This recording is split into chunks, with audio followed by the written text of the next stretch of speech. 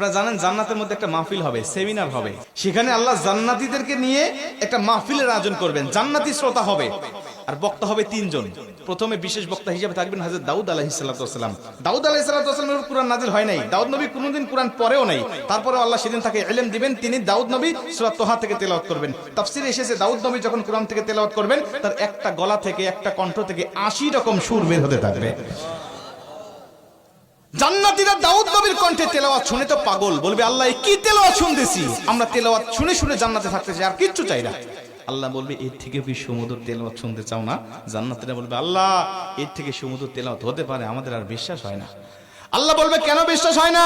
দাউদ নবীর উপরে কোরআন নাজিল হয় নাই, দাউদ নবী কোরআনের জন্য মার খায় নাই। যে নবীর উপরে কোরআন নাজিল করেছি, যে নবী কোরআনের জন্য মার খেয়েছে, দাঁত শহীদ করেছে, মাথার হেলমেট ভেঙেছে, উহুদের প্রান্তরে রক্তক্ষরণ করেছে, ওই নবীর কণ্ঠ থেকে কোরআনের তেলাওয়াত শোনো কেমন সুমধুর শোনা যায়।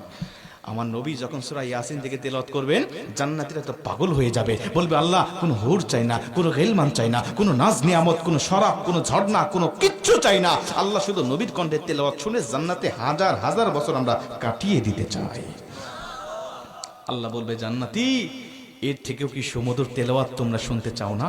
জান্নাতীরা বলবে আল্লাহ এর থেকে সুমধুর তেলাওয়াত হতে পারে, এটা আমাদের আর বিশ্বাসই হয় না। জান্নাতীরা কেন বিশ্বাস হবে না বলো? আমার নবীকে কণ্ঠ দিয়েছি আমি আল্লাহ নিজে, আমার দাউদকে কণ্ঠ দিয়েছি আমি আল্লাহ নিজে, কিন্তু আমার গলায় কত কণ্ঠ রেখে দিয়েছি জানো না? আমি আল্লাহ নিজের কণ্ঠকে ওসার করে এখন তোমাদেরকে সূরা রহমান থেকে তেলাওয়াত করে শোনাতে চাই।